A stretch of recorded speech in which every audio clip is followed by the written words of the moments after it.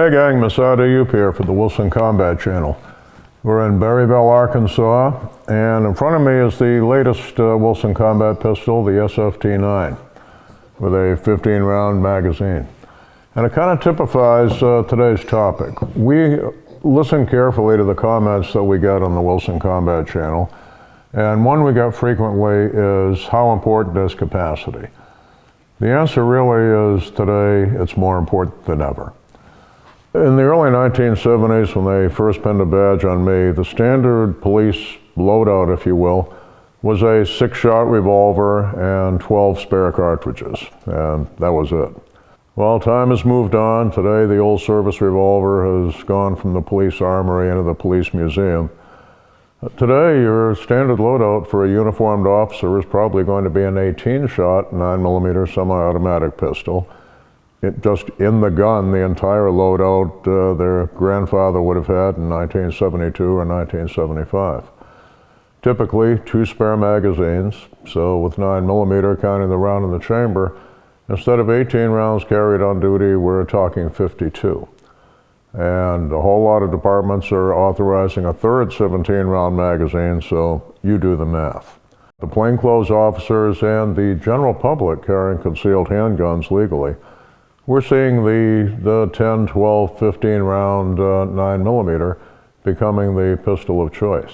Is that following a trend? We've all heard the statement that the perception is the reality. In this case, I think the reality drives the perception, and here's why. In the decades since third quarter of the 20th century to today, we've seen more cases of, across the criminal spectrum, gangs where there used to be 1 or 2 perpetrators. It used to be a typical home invasion was one lone nutcase kicking in the front door. And if you see some of the atrocities that have been memorialized that you can find on YouTube from people's Ring cameras and surveillance cameras, now we're having multiple armed people making those entries. We're seeing flash mob crimes. We're seeing more than ever street protests turning into street riots and breaking out in gunfire.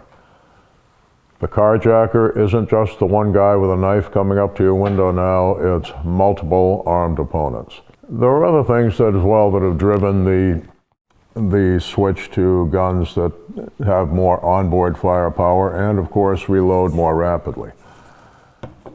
We see today more bad guys wearing concealed body armor than in the time of John Dillinger. And body armor is going to soak up a few bullets before you realize this isn't working, I've got to aim somewhere else to stop this particular threat. We're seeing more bad guys than ever who understand movement and cover, and the surveillance videos of the gunfights show that.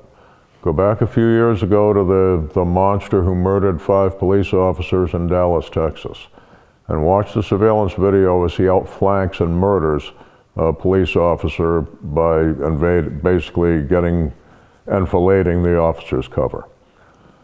We're seeing more bad guys than ever on drugs, and that can have an effect on stopping power. And all these stopping power debates, the reason they'll never be resolved is it's not just in the gun or the bullet.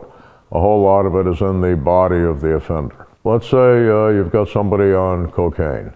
Where does cocaine give you its rush? The epinephrine release creates some degree of superhuman strength, and along with that comes the release of the norepinephrines, the body's natural painkillers, which means this guy is energized enough and resistant enough to pain that he can absorb a whole lot more trauma than his predecessors or than he might have in an unaltered state.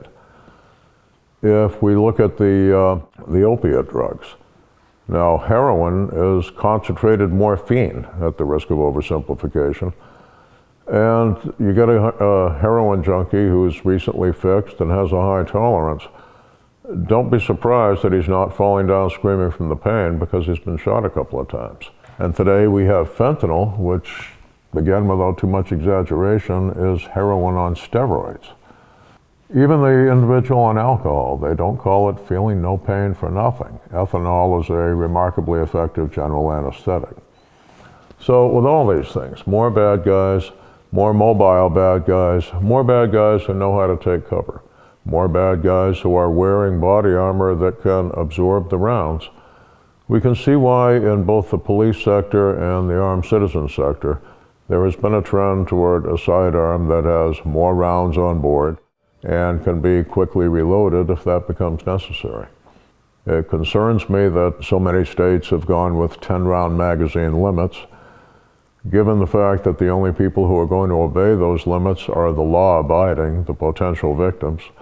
For the bad guys, the illegal assault high-capacity magazine, which I still can't say with a straight face, as you can see, is going to be the first thing that's plea bargained away anyway.